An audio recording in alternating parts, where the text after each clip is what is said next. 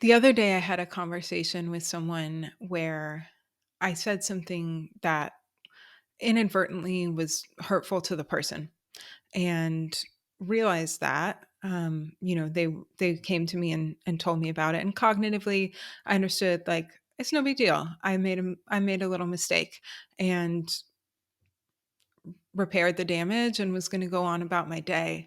And then after that conversation, I started to notice, and I feel really heavy. My joints were a little bit swollen. I was having some digestive issues.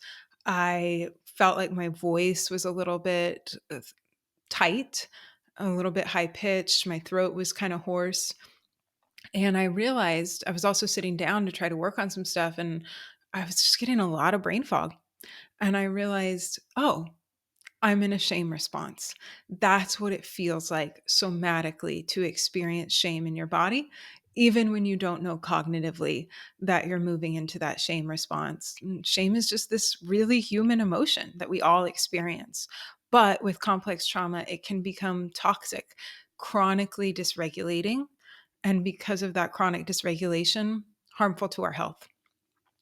Welcome to Trauma Rewired, the podcast that teaches you about your nervous system, how trauma lives in the body, and what you can do to heal. I'm your co host, Elizabeth Kristoff. I'm the founder of brainbase.com, an online community where we use neurosomatic tools and emotional processing to create behavior change, trauma resolution, and improve resilience. And I'm also the founder of Neurosomatic Intelligence Coaching. And I'm your co host, Jennifer Wallace. I'm a neurosomatic intelligence practitioner that works in the realms of peak somatic experiences and bridges that with your nervous system. I'm also an educator for the Neurosomatic Intelligence Coaching certification. And today we are exploring toxic shame, one of the elements of classic CPTS. And we hope you enjoy this conversation.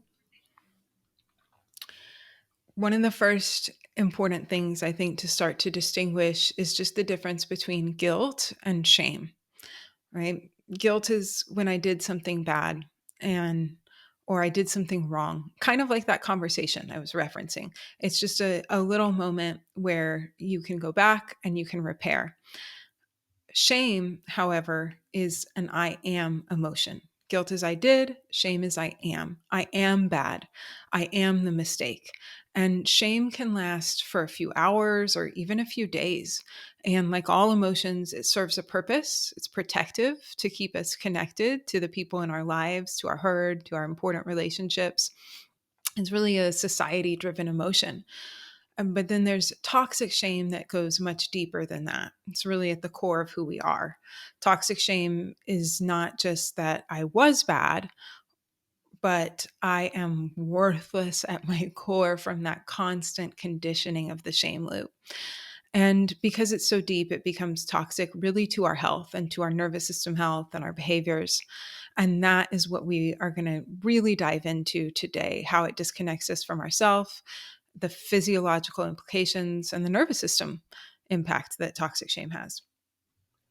Shame is such an interesting emotional response from the body, such an interesting physiological response in the body. And, we just talked about the inner critic, and I think the inner critic and toxic shame both have another element to them that's just like a regular experience of a critic, of the inner critic voice, or a regular experience of experiencing shame. And yet the complex part of this is when it does get toxic, like you were saying, like I am worthless to my core. And just like we talked about in inner critic, there's a lens that shifts here, and it's not just like, oh, I'm experiencing shame here in this particular instance. It just goes everywhere into our bodies, our homes, and just everything that you look at now has a lens of toxic shame. And shame, it is a normal emotion, and it's trying to keep attachment safe for social safety. So let's talk about that, right? Everyone has it. Everyone experiences shame because we do belong to a herd. We belong to a collective. That's what we've been talking about all season in season 3. And it's part of being human is to experience shame, and it's part of being human to experience each other's nervous systems, to be part of a collective and part of a tribe, part of our herd. And so recently, I experienced kind of just regular shame, and that was a really new experience for me. I could feel that I had done something wrong. I did not behave in the right way. And when that became a conversation with the person who I was not really behaving well with, thankfully that person is regulated and can understand with a higher level of altitude my nervous system and what I was experiencing. So that in that conversation, as things started to get worked out, it was like, didn't totally shut me down. I did not experience freeze, dissociation. I did not go into the all of I am worthless. I was able to just move it through my body and really compliment myself on the back and like, oh, I just experienced regular shame, right? Because ordinary shame is going to arise in response to a specific event or a perceived wrongdoing. Toxic shame, on the other hand, is chronic and deeply ingrained, and it may not always feel continuous, but it can resurface intensely when it does get triggered. And there are a couple of key differences here. Um, they both could negatively impact the sense of self, right? When toxic shame really erodes the self worth over time. So it's also somewhat disproportionate, right? We can see that just like we talked about an inner critic, there's a disproportionate level of shame to what the experience was. And the durations could change too. Like regular shame, you could get through that maybe even in a couple of hours, maybe just that day and just this experience time as you're processing. But toxic shame, it's not like ordinary shame. Toxic shame persists and it really colors the lens of an individual's overall self perception. Yep, and that's why it becomes toxic. Really looking at, like, what do we mean by this word toxic? Because you hear that word thrown around quite a bit, toxic relationships, toxic shame. And in this context, we're really talking about chronically dysregulating in a way that is so overwhelming to our nervous system that we can't adapt and come back to regulation and safety and homeostasis. And that is actually harmful to our health. And that's what happens for those of us with CPTS. Toxic shame, like you said, it has this enduring component, this enduring sense of worthlessness and a deep, deep belief that we are fundamentally bad or flawed or wrong or crazy. And that really impacts our physiology a lot of the time, so that we're looking at these chronic health outcomes. And this usually develops during our childhood when we're still shaping our concept of ourself, and we're very susceptible to our nervous system adapting to keep us safe and socially connected, and we really internalize these critical messages about ourselves. And then as we bake those into our own neural architecture, that leads to more threat all of the time, because we have that belief about ourselves that we're protecting against. There's always this constant social threat of being abandoned, of being rejected, of people really seeing who we are. And so our system is really primed in that protective way. And it can drive then a lot of our behavior, this excessive rumination on what other people are thinking about us, and overplaying conversations, and then getting the activation in the nervous system as you replay that conversation over and over again. The perfectionism that we talked about with the inner critic, and the way that that either shuts us down or drives us into overdoing and overperforming. So many big fears of how we'll appear looking foolish, that we start to guard ourselves and are very rigid with ourselves and how we show up. And the emotions that can be triggered by shame, the anger that can come with it, or the emotions that can be repressed by it. So there's a whole huge emotional component that can happen with shame being toxic in our body as well. And like you talked about in the intro, and just like you opened up with some of the experiences that you were actually having in your body. I mean, there's a real physiological effect with shame. And firstly, it's immobilizing, right? Shame is immobilizing. It's a heightened parasympathetic state. So it's contraction, it's turning into the body, it is shutting down, primarily, and its primary feelings are I need to disappear, dissociation, right? Feeling small, playing small, hiding in your life. And this leads to the inability to use voluntary behaviors, right? We can't get into those higher order systems of thinking that we talk about. Shame also, it has a posture to it. The emotions of shame have a direct effect on our posture. And we call it, through the lens of NSI, we call this a collapse posture. This is eyes down, rounded spine, constricted pupils, head lowered, striated muscles of the face between, like, I'm not going to say that part. Even when we're looking at clients, we could see this, right? That internal drawing in, turning into the body. It's very round. And Nina Bolt says when someone is locked in a posture of an emotion, you cannot change the emotion without changing the posture. And I love this because this really is the connection of like the nervous system in its motion, in its fluidity, and how our posture is going to change based on the emotions that we're experiencing. You wouldn't be experiencing shame and then leading with your heart, shoulders down, and back with your head up. It's all going to be turned downwards. And there could be some felt senses of the body, like rubbery legs. You may feel like faint, lightheaded, and a real inability to move. That could cause nausea, ringing in the ears, a loss of perspective, and feeling as if you are like being cut open. And it can be painful because it doesn't always live with itself. Yeah, the posture is so recognizable and interesting to explore because we know posture comes from our brainstem. These reflexive trauma responses come from our brainstem.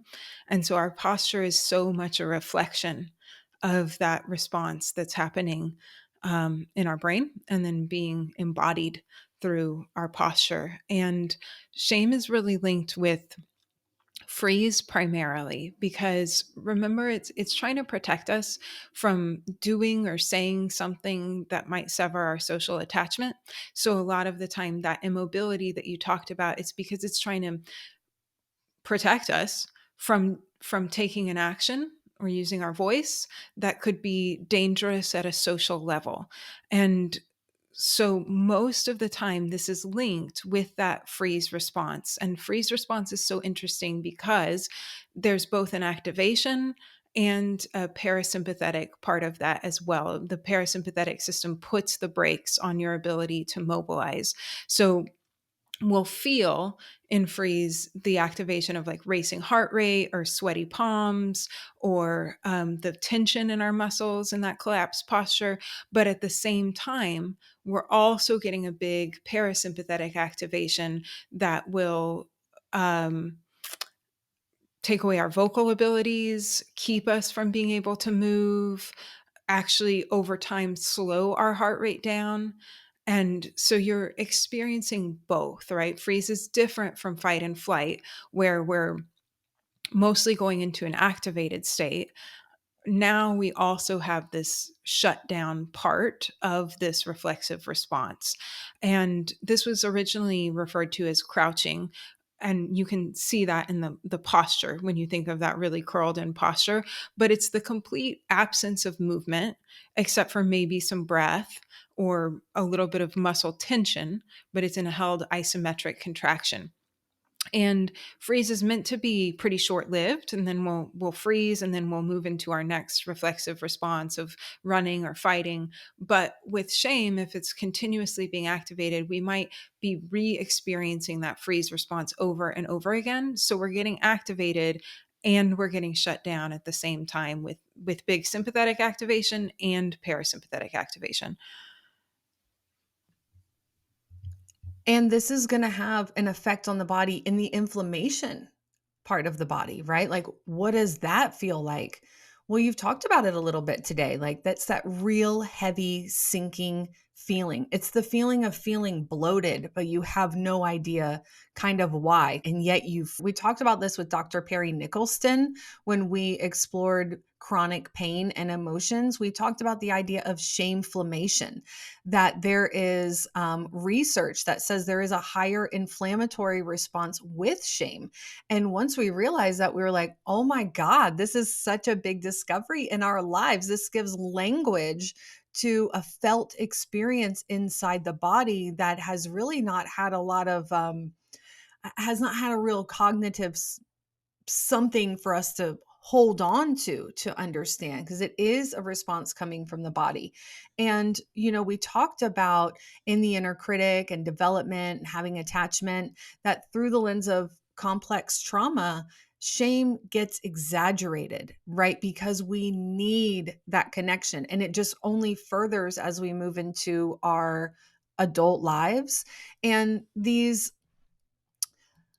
it's really interesting. One of the studies that they have done is all about self blame. And in the studies of self blame, they report the greatest increase in a shame response. And it shows the greatest elevations in pro inflammatory cytokine activity, while levels of guilt and general negative emotions were unrelated to cytokine changes. Right. So it's shameflammation, it's inflammatory markers increase with the emotional experience of shame. And if we are constantly experiencing shame, then there is an ongoing inflammatory response in the body that can lead to a disease state. And we work with our tools every day to help create a new physiological experience in the body. And not only that, but it's back to having the awareness of understanding, oh, this is shameflammation. This is a response that coming from inside of my body, and it's the neuro tools that help improve the health of our nervous system. Totally. It was such a huge moment for me when we started to find those studies because we would talk about, oh, I'm in shame. We felt it. We recognized it somatically. We knew when we were bloated and heavy and puffy that there was shame going on. And then there were these studies being like, yeah, actually, there is more inflammation with shame than almost any other emotion. And that was so wild to research and to understand it that way. And I want to really kind of lay out for people what's happening here because this is the toxic part. This is the part that's creating that toxic environment inside of our body that harms our health. So with all protective trauma responses, with all stress responses, there's inflammation. But again, it's heavier with shame. And what happens with inflammation or a stress response is that our immune system really goes into hyperdrive. And so, first, our HPA axis will get activated, and then we start producing more cortisol. And then that cortisol response happens, and then the immune system starts producing inflammatory proteins that circulate through the body and try to find and take out any kind of invaders or pathogens or unhealthy cell growth. And so, normal levels of inflammation is good, it's healthy, it's the way that our immune system heals our body. But when we have chronic inflammation, our immune system is overproducing those inflammatory proteins, going too much into the inflammatory response.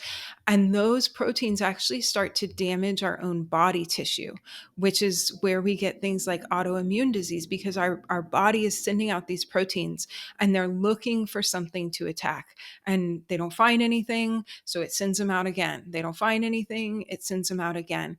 Eventually, they're going to start to find something, and that can become your own tissue. And when the body, the immune system, starts attacking itself, that is autoimmune. So, that chronic inflammatory response is really at the heart of autoimmune. And on the flip side of that, what can also happen, if that doesn't happen, our immune system just gets really exhausted, depleted because it's working on overdrive all of the time. So then it starts not being able to do its job as well, and it can't fight off pathogens. It can't fight off those cells that it doesn't want to be there. And then you're more likely to get sick, have a heavier viral load, or maybe even experience cancer. Like me. And we've recorded so many conversations on emotions, particularly throughout season 2, that I can't recommend enough that you go back to, because Elizabeth is really linking the disease state to repressed emotions. And I mean, just let that sink in for a moment. Like she just said, cancer, autoimmune, like that's what we had. That's what we experienced. And then I experienced the shame of getting a diagnosis. Like then that brought on shame, because then I really felt like I was going to lose my herd, lose my tribe, lose my family and my friends that I really needed the support on at a time when I was in a heavy diagnosis. And shame is a protective emotion. It's the emotion that comes to the front to intentionally repress other emotions. So the question really is, what's underneath of this shame? What's underneath of this shame that it doesn't feel safe for me to experience? And maybe you really feel like deep down maybe you want to cry or express some anger, but you can't. You literally can't get those tears to come up, and then you experience shame. You feel shame because you can't express the emotions that you're holding on to. Or maybe you do process the emotions, but then after that experience of experiencing your emotions, you feel shame, right? So emotional processing requires mobility. And just like we said, with shame being a heightened parasympathetic response, you don't have a lot of mobility, right? When we lock up with freeze and shame, it's hard to process an emotion. We can't do it. Yeah, I mean, when you think about somatic emotional expression work, that those are motor pathways, right? Our diaphragm has to be mobilizing for those breaths and gasps. Our vocals have to be able to express sound. We have to move our body and move that energy through the body. And when we're frozen up, we can't have that emotional expression, and that does really affect our long-term health, because when our body is bracing and holding in all of those emotions, we get a lot of muscle tension. We get a lot of changes to our posture, like you were talking about, that can create chronic pain in the body, and it also just be very energy costly, a lot of fatigue that comes from that. I think we talked in one of our lives about, emotional expression is just a normal physiological process, just like sneezing. And think about if you needed to sneeze and you were trying not to, how hard you'd have to work, how much tension in your muscles, how much energy that takes to suppress that natural body mechanism. And it's the same with emotional expression. It's a really high energy cost to our body all of the time. And then that constant over depletion of our energy to repress or suppress all of that can also lead us into some maladaptive behaviors, because we're trying to get regulation in another way, or we're trying to keep that emotion repressed through the behavior. So we might find ourselves binge eating or social media scrolling or numbing out in all kinds of ways that can then be harmful to our health as well. And when we don't get to express the emotion and move it through the body and mobilize that energy, we're not completing our stress response. Crying, stomping, shaking, these are all very natural ways that the body completes that activation of the stress response and lets our nervous system and our body come back into a rest and digest or recover states, that ability to modulate between those states. And when we don't have the tools to cry, to emote, to scream, to move, we never get that completion. And that affects our hormone health because we stay in those heightened levels of stress chemicals, adrenaline and cortisol going through the body. We start to experience the protective outputs of a threat bucket that's overflowing because we don't get the stress relief. So the stress is just building up, building up, building up. That could look like migraines, cardiovascular issues, all kinds of outputs, chronic fatigue that are coming from that inability to regulate our stress response. And the roots of toxic shame are, like everything, rooted in our development and often attached to chronic misattunement. Children need attunement. And we're going to talk about what is attunement and why we need it, and how this chronic misattunement does lead to shame about ourselves. So, what is attunement? Attunement is the reactiveness we have to another person. It's the process by which we form relationships. And if you've ever seen an orchestra, before they start playing, they start tuning their instruments, they're tuning to one another, they're feeling the other sound, right? They're because they are coming together, right? And so that's what we're doing in relationship. We are coming together. And when we're developing, if we have parents that are incredibly stressed out, if we're learning that our attachment might get severed for some reason, like, remember, this is our literal survival, and we start changing different things.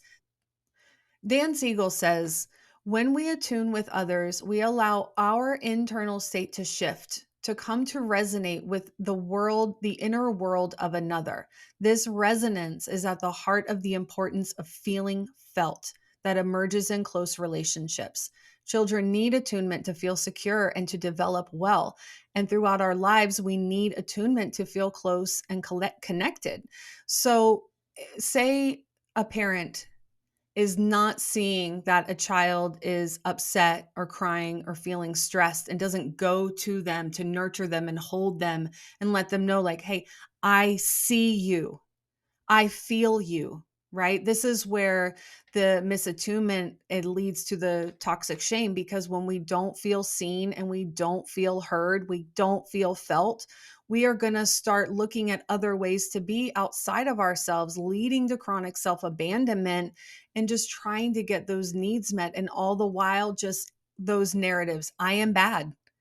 I am, fill in the blank. That's what starts happening for little children, right? And in adult relationships, attunement might be an adult who always says something like, or misattunement might look like something like, I'm fine, I'm fine, I'm fine, right? Another person can feel the nervous system, but the person who's experiencing it can't talk about it.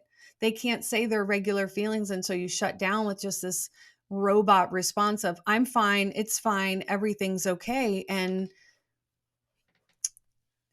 you know, when I think about that response, I used to say that response a lot. It's fine. I'm fine. I'm okay. I didn't know how to express my emotions. I didn't feel safe. Um, it felt it felt more safe to push those emotions down and to not understand them. And at the same time, I wasn't able to secure connections that I felt really safe in because I didn't feel safe internally. Right. So it just becomes this something that's kind of bigger than you, and it's like what you want the most is connection, but you can't get there. In a way, you become the person that's like, you block yourself. Absolutely. It's really just like we talked about in the inner critic episode, that if we're developing in this environment with caregivers that are chronically misattuned, and yet we're seeking that attunement for our emotional expression, our nervous system regulation, we become hypervigilant about changing ourselves, about that internal critic voice, so that we can change ourselves. There must be something wrong with me because I'm not getting my needs met at a survival level. That's very dangerous for my little developing nervous system. So I'm going to internalize that it's my fault and that there's something wrong with me. And over time, as we continue to develop in that environment where we don't have anyone attuned to our needs, that just becomes a deeply ingrained, well worn path to go into this. There's something. wrong here that I need to fix about myself, because we can't as children grasp the fact that it doesn't have to do with us.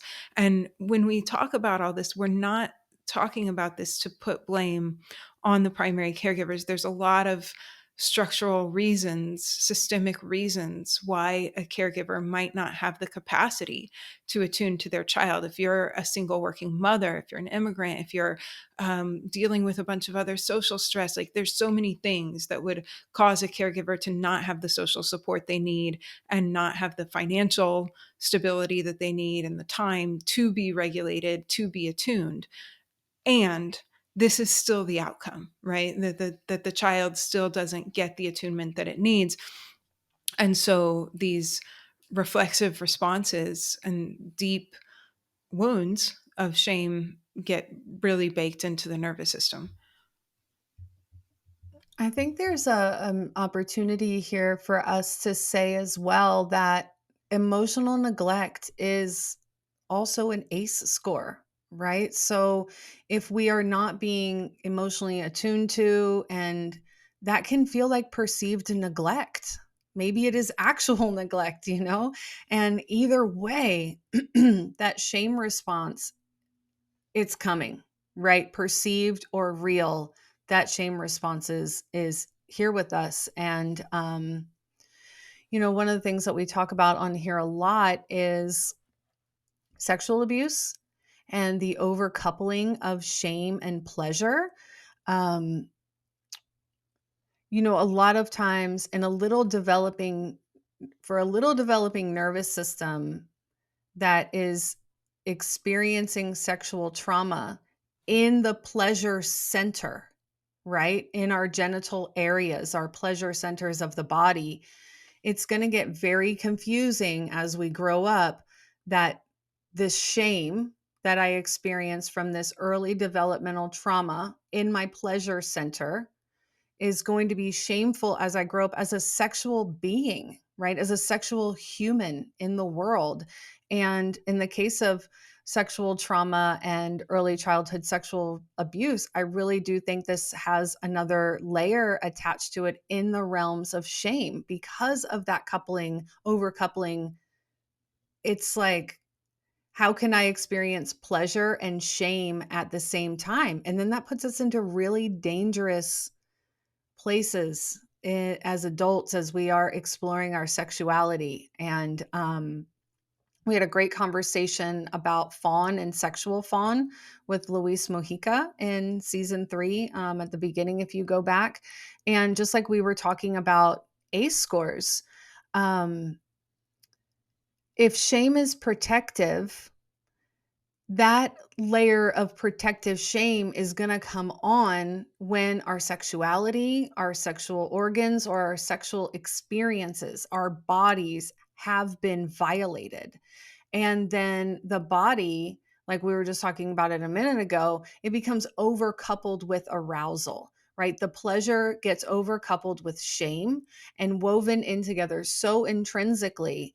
And it can be really hard to learn how to live a pleasurable life when you are also experiencing high levels of chronic shame. And it just goes back to jumping and standing still at the same time, right? So, how can we live a pleasurable life with when we have had experienced this overcoupling with shame and our bodies? Yeah, absolutely. I mean, no wonder so many people also are afraid to experience pleasure. And that has to be a whole practice in and of itself. And then also, to just now, whenever I am experiencing pleasure, there's also that shame response occurring in my body and all of the physiological components that come with that, including the inflammation. And when we recorded our episode on shame, I talked about this a little bit then, but as we were looking at all of these studies linking the increase in the inflammatory cytokines with shame, and I just couldn't help but to start thinking about also, yeah, with sexual abuse, what's happening then too. Because when we think about the inflammatory response, it's a little bit different than just bracing.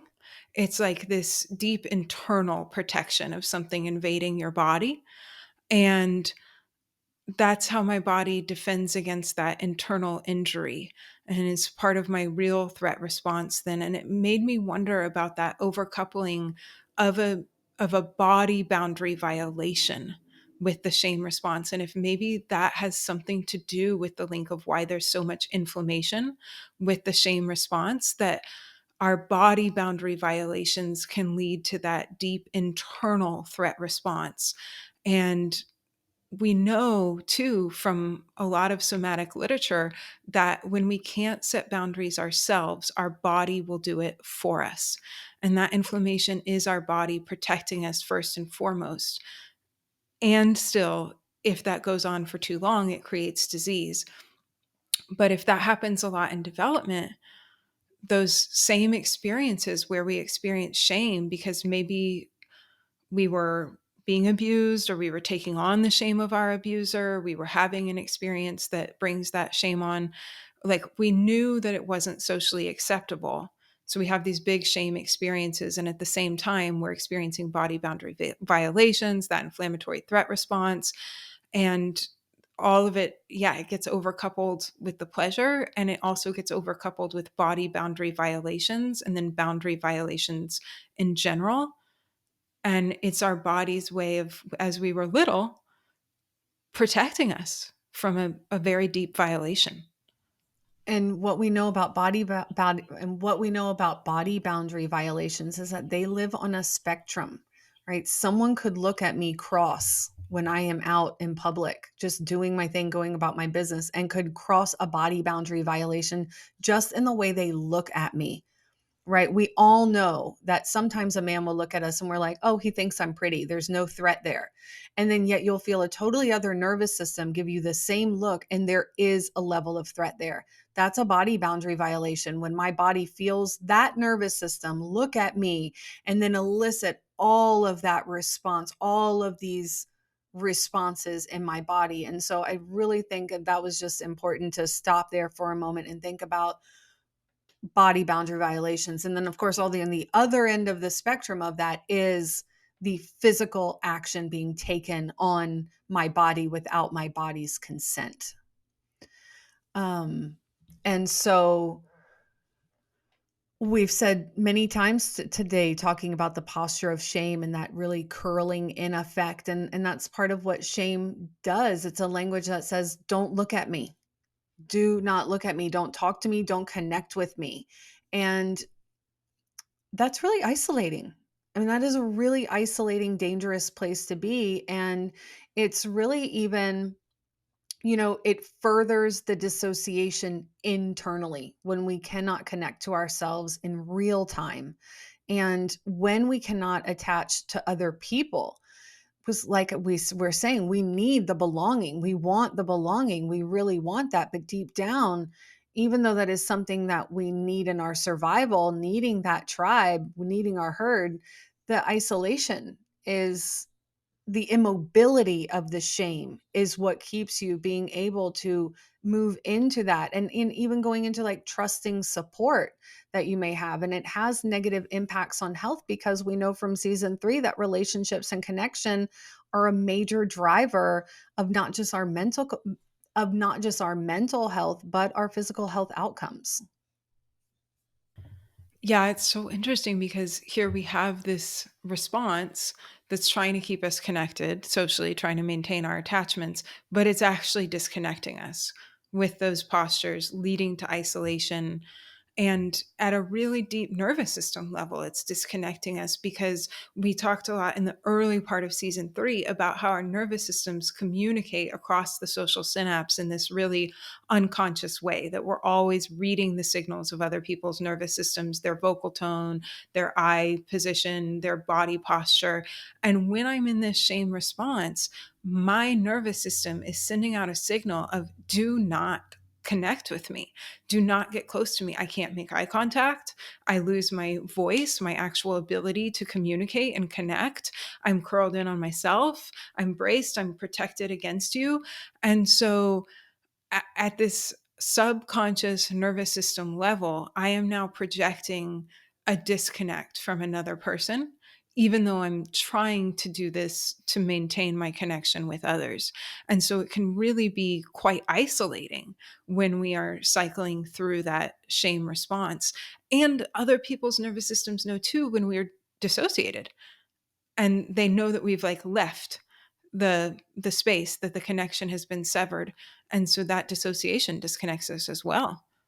Back to attunement, right? We know when another nervous system is present with us and when they're not. And it's also so important that we as practitioners, as therapists, as coaches, as guides, facilitators, that you can look at your client and know when they are in a shame response, because there's another way that we want to be with a person who is in a shame response, right? It's not about direct eye contact. It's certain ways that we want to position ourselves, and there's certain tools that we're going to want to use with that client to then help them come out of that shame response. And that kind of leads us into, what do we do when we have this shame response, this toxic shame, or you're feeling that shameflammation that we're describing?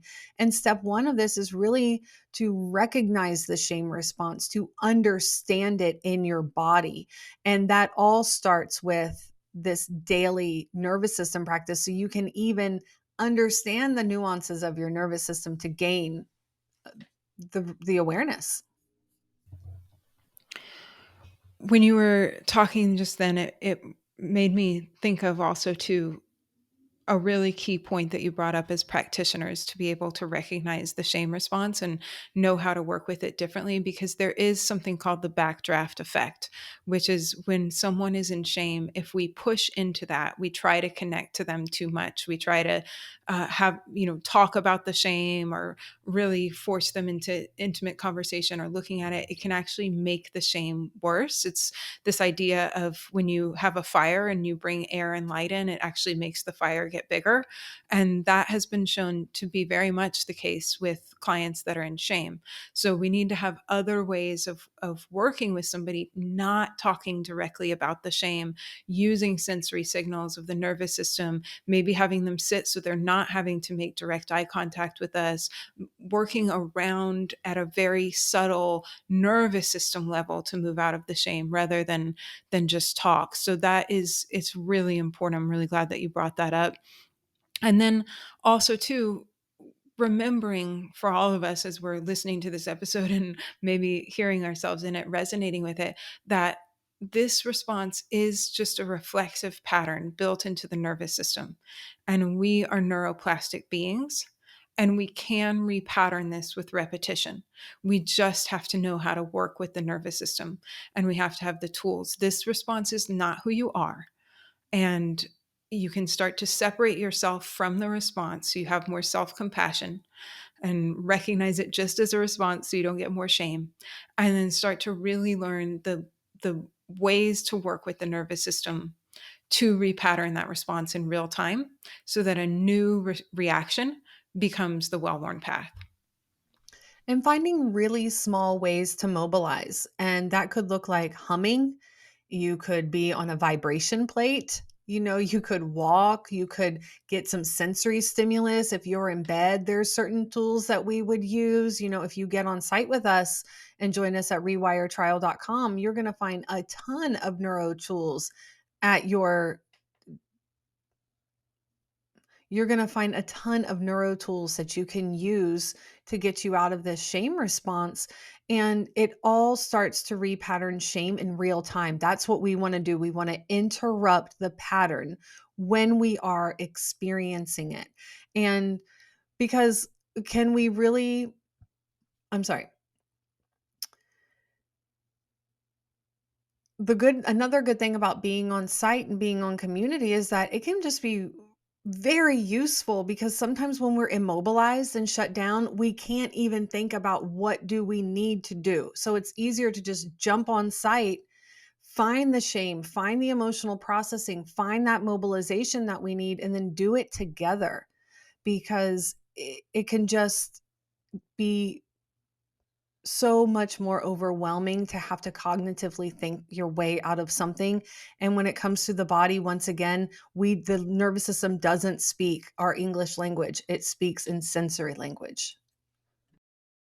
Yeah, I mean, I even do that myself sometimes if I'm starting to dissociate or I'm in a shame response, instead of trying to figure it out for myself in the moment because my higher order thinking systems are not working great, I'll just actually go on to the on-demand library and like click the button, shame, mobility, freeze response, and just pull up, one of your classes, one of Jennifer Simpson's classes, and do that so that I don't have to try to think my way out of it because it's not going to be great to try to think my way out of it. And then another really important thing to start to work with is our interoceptive system, that system inside of us that tells our brain what's going on in our body. And we want to rehabilitate that system because we want to first be able to hear the signals coming from within our body so that we can know when we're moving into a shame response. And then we also want to start to make those signals safe, start to interpret them with accuracy so that we're not perceiving too much threat from those signals coming inside of our body. And then it can lead us into these other repressive mechanisms or shame responses when there's so much threat attributed to those signals. And that requires working in a minimum effective dose. Sometimes we have to externally orient it first because dropping into the body feels too overwhelming and scary. And then little by little, coupling feeling those sensations with other neuro tools that create safety in our body and help us regulate and stay present starts to repattern that experience. So now I'm able to feel those signals and not move into the threat response. It's so vital. I mean, it's so important to be able to understand the signals that are coming in and from your body, and then having these higher level of awarenesses that you might be able to start to connect some dots. And that all comes from lowering the threat on a daily basis. And then starting to recognize what brings you pleasure, what brings you joy, and allowing yourself to experience that. And when we say pleasure, yes, that can include sexual, intimate experiences, but pleasure too could also just be like putting your face in the sun, walking in the grass, going swimming, right? Dancing, hearing your favorite song. Like, what do you enjoy? And then how can you intentionally engage in those things, allow your nervous system to feel the joy, to be present with the pleasure in your body? That is going to maybe for some people listening to us that feels so far away, and that's okay. We do workshops around pleasure and experiencing pleasure on your nervous system, where once again we start in a really minimum effective dose way. What clothes do I like to feel on my skin? What do I like to feel the sensations of? And then we just start to build on that until we can really touch our bodies and get into more intimate experiences with, say, sexual and intimate pleasure. It's so key starting with those um, other ways of experiencing pleasure because if we try right away to dive into like sexual intimacy and undoing that overcoupling there, that can be really setting us up for a not great experience. And so just like starting with that minimum effective dose and creating that safety around experiencing pleasure in the body just for little bits of time is so powerful. It's so impactful and leads to a life where you can have pleasure. It's really worth it. It's really worth it. And then finally, I think some of the practices that have helped me the most coming out of and moving this shame response through my body is vocal practices, vocal toning, working with my vocal cords. And again, we do a lot of those classes on the site where we're just at a really nervous system, somatic level, working with the body to restore mobility, to get activation and relaxation to the vocal cords so that it helps your body from a bottom up approach to come out of that freeze, out of that immobility, from out of that shame response. And then the thoughts and the emotional experience will start to shift just by changing what's happening in the body with your neurotools. It's really incredible. I mean, you can interrupt shame in real time and you can repattern your life, reconnecting to your body and learning what those voluntary mobility drills are. You could even look at your posture sometimes and be like, oh gosh, I'm in a rounded state. What am I doing here, right? There's so many different ways that this can come into your awareness once you get into the work, once you get on the site with us, and learn how to activate your nervous system and the sympathetic response. It's very powerful, y'all. So I do hope you'll join us at rewiretrial.com. And next week, we'll be moving right along our series. So tune in next week and we'll keep going through these characteristics. See y'all next week. Thank you. Bye. Bye.